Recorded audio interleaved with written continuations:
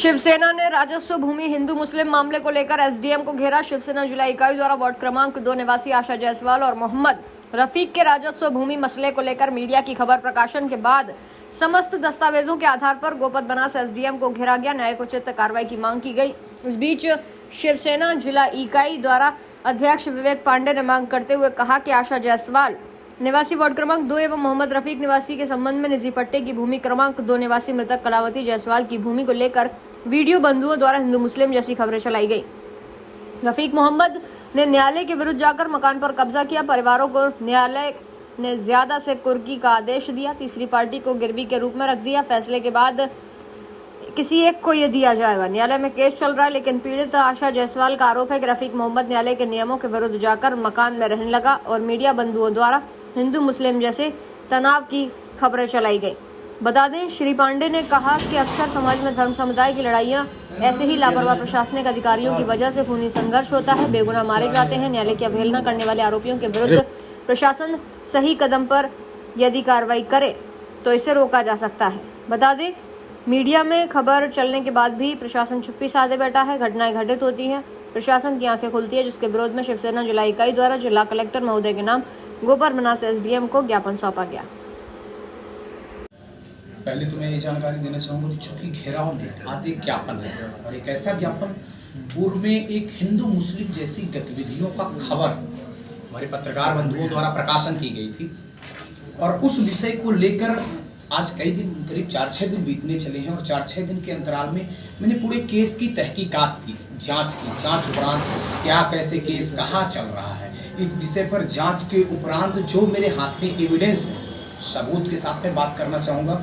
और इस केस में मैंने इंटरेस्ट कैसे लिया ये भी बताना चाहूँगा। जब सामने वाले फरियादी ने मेरे से एप्लीकेशन के माध्यम से शिवसेना कार्यालय में आकर अपना निवेदन पत्र रखा कि उसे सही सुनिश्चित जो है तो न्याय नहीं मिल पा रहा है इस विषय पर। ये कोई और नहीं, वार्ड क्रमांक 2 की निवासी आशा जायसवाल है और उन्होंने बात नहीं की। ये सारे विषय को लेकर माननीय कलेक्टर साहब से भी बात की, उनकी भी मेरे पास रिकॉर्डिंग और विक्ट सबूत के साथ है और सारी बातों के बाद ये सामने बातें आई हैं और मैं आज इस मामले को लेकर मैं आज ज्ञापन के तौर पर देने जाऊंगा और माननीय एसडीएम साहब से बात भी करूंगा कि आपने किस आधार पर ऐसी बातों को बात की और आपने कहा मैं इस पार्टी को कौन होता हूँ।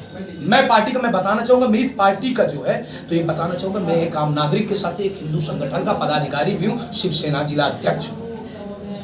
खबरें मीडिया की आई है, ये आपका मुद्दा आपके न्यायालय का है, लेकिन हमारा भी मुद्दा हो चुका है। या तो आप उसमें सफाई दें या तो कुछ करें, कार्रवाई करें।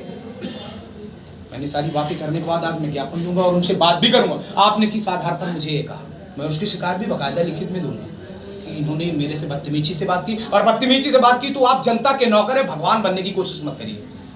अगर भगवान बनने की कोशिश करेंगे तो फिर ये कुर्सी में आप बैठने के अधिकारी नहीं है। ये सारे विषय हैं और सारे दस्तावेजों के साथ कि मैं सारे मेरे पास जितने भी न्यायालय के फैसले डॉक्यूमेंट्स हैं सभी जितने भी हैं ये सब मेरे पास मौजूद है। बाकायदा मैं सभी मीडिया बंधुओं को भी एक कॉपी ये जारी करूंगा और ये मीडिया के साथ मैं रख रहा हूँ। आगामी समय में जैसा प्रशासन का एक्शन रहेगा, आगामी ये मेरे ज्ञापन के बाद उसका रिएक्शन भी देखने को शायद मिल सकता है, क्योंकि हम इन सलाखों से डरने वाले व्यक्ति नहीं है जब हमें अपने अधिकारों को छीन कर लेना पड़े।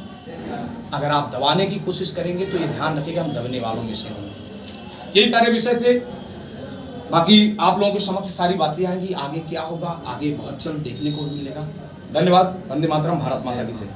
सर, ये जो विवाद जमीनी विवाद है, हिंदू मुस्लिम उसमें क्या विवाद चल रहा है सर, इसमें से आपसे बात हुई थी शिवसेना जिलाध्यक्ष की, जिसमें उन्होंने कह रहे हैं कि आप उनको दलाली शब्द का प्रयोग किया है। सर, क्या पूरा मामला है? ये मैटर पूरा ये है, इस प्रकरण में न्यायालय से एक आदेश हुआ था एसडीएम कोर्ट से।